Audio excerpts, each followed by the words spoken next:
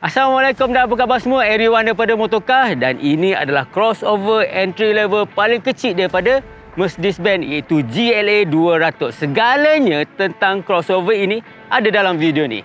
Selamat datang ke channel Motorcar.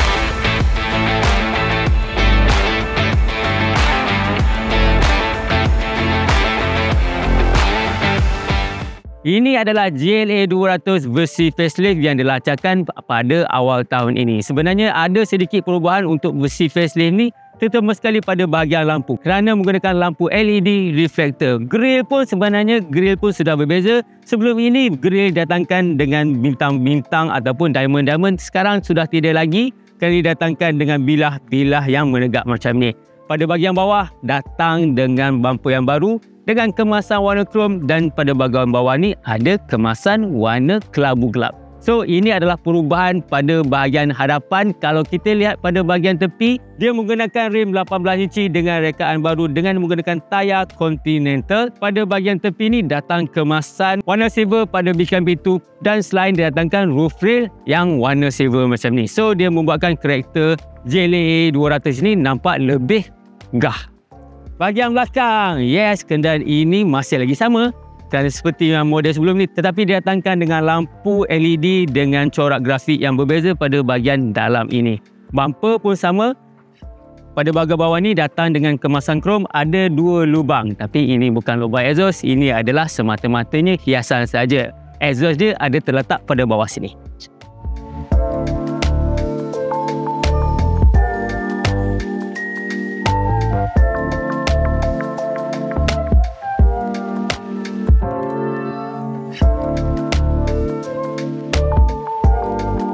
Ruangan dalaman ni pula ada benda-benda yang baru yang membuatkan saya tertarik dengan model ini.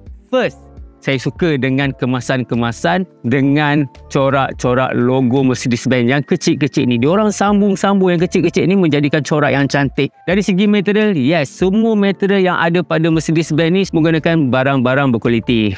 Pada pampuka menggunakan material-material yang lembut, kerusi balutan kulit yang membuatkan kendaraan ini nampak lebih mewah dan nampak lebih bergaya. Sebenarnya saya suka dengan image ataupun design untuk Mercedes-Benz ni. Dia nampak lebih minimalis, pada waktu yang sama sedap mata memandang. Apa yang baru untuk versi facelift ni? Okey, versi facelift ni datangkan dengan sistem infotainment MBUX yang datang dengan ciri yang baru, iaitu NTG7. Model ini didatangkan dengan sistem Apple CarPlay dan juga Android Auto dengan ciri wireless. Steering dia pula, ini adalah design yang paling baru, sama seperti model-model Mercedes-Benz yang lain dengan memiliki karakter yang cukup minimalis, dan pada bahagian tepi kiri dan kanan ni datang dengan ciri sesentuh. Saya tidak gemar dengan ciri sesentuh macam ni sebab dia agak complicated dan sangat sensitif bila saya nak tukar sama ada infotainment ataupun sistem yang ada pada meter cluster ni.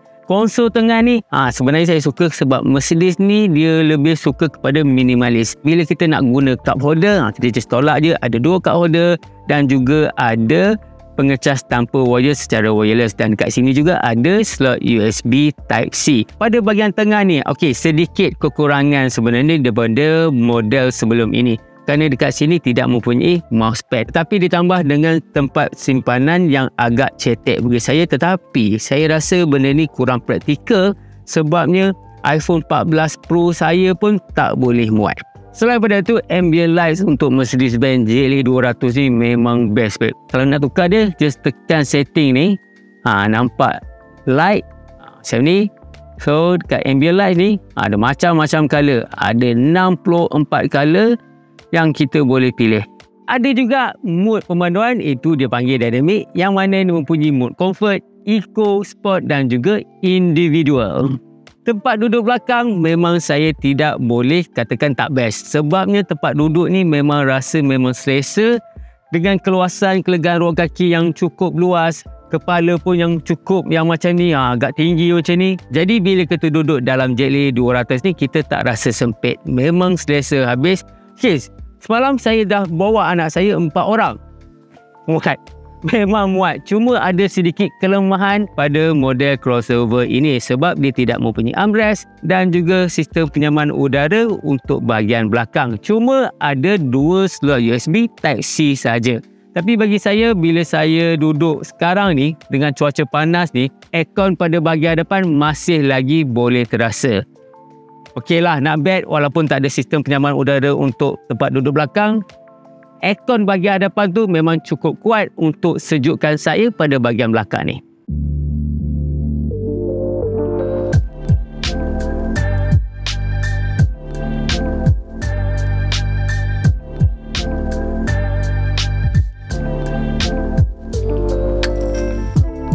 Bagaimana pula dari segi prestasi dia? Mungkin aku beritahu ni korang akan terkejut sebab SUV ini ataupun crossover ini menggunakan enjin 1.3 liter turbo daripada enjin Renault. Walaupun enjin ini kecil, dia mampu menyalurkan 163 PS dengan 250 Nm of torque. 0 hingga 100 hanya lebih kurang 8.9 saat saja. Kenderaan ini menggunakan transmisi 7 kelajuan DCT wet clutch yang mana kelajuan maksimum dia adalah 210 km sejam. Dari segi tahap penggunaan bahan api, kalau saya lihat pada meter cluster ni, tahap penggunaan bahan api adalah 8.7 liter untuk 100 km. Dari segi handling, saya boleh katakan agak bagus untuk model sebuah SUV ini. Cuma pada kelajuan yang lebih sikit, saya rasa bahagian belakang tu agak sedikit goyang dan kadang-kadang membuatkan anak saya duduk bahagian belakang tu kurang selesa dengan buaian kenderaan ini. Sebenarnya, bila duduk dalam Mercedes-Benz ni, saya tak perlu nak rasa terganggu langsung bunyi angin daripada luar, bunyi enjin daripada ruangan enjin ni. Memang saya rasa kenderaan ini benar-benar senyap, benar-benar selesa untuk pemenuhan saya harian, sama ada untuk pemenuhan saya dekat highway ataupun pemenuhan saya untuk di sekitar bandar. Cuma ada sedikit kekurangan untuk Jetley 200 ini sebab kenderaan ini tidak mempunyai sistem ADAS yang terkini. Dia tidak mempunyai adaptive cruise control dan juga lane keep assist. Cuma ada cruise control saja. Itu boleh katakan kenapalah dia orang tak letak benda ni kan, sebab benda ni boleh katakan semua kenderaan yang ada walaupun kenderaan itu dijual pada harga bawah 1,000 malah dijual bawah 150,000. Sistem-sistem tu ada tetapi tidak ada pada Mercedes-Benz GLA ini. Satu lagi kekurangan dia tidak didatangkan dengan kamera 360 darjah. Hanya datang kamera undur saja. Itu saja kekurangan yang saya boleh simpulkan untuk Jetley 200 ini. Tapi mungkin pada waktu yang akan datang ataupun version yang baru, saya rasa benda-benda ini patut ada pada model Mercedes-Benz.